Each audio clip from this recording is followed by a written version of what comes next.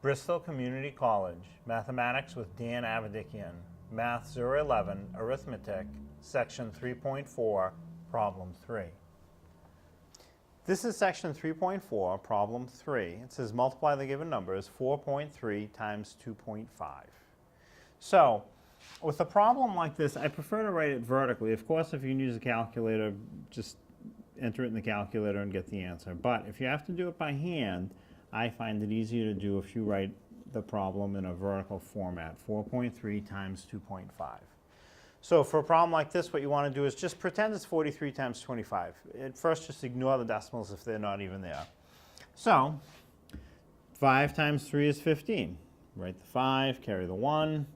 5 times 4 is 20. Add the 1 that you carry. 20 plus 1 more is 21.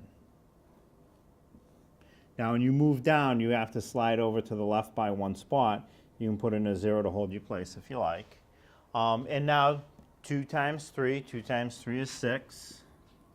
Next, 2 times 4 is 8. Then I will add 5 plus 0 is 5. 1 plus 6 is 7. 2 plus 8 is 10. So if it was just 43 times 25, I would have an answer of 1,075. But now here's where I put the decimal back in. Go to your question and see how many places there are after the decimal altogether in the question. 1, 2. Now go to your answer and you should have the same number of places after the decimal. 1, 2. So if I come in 2 places, the answer really is 10.75.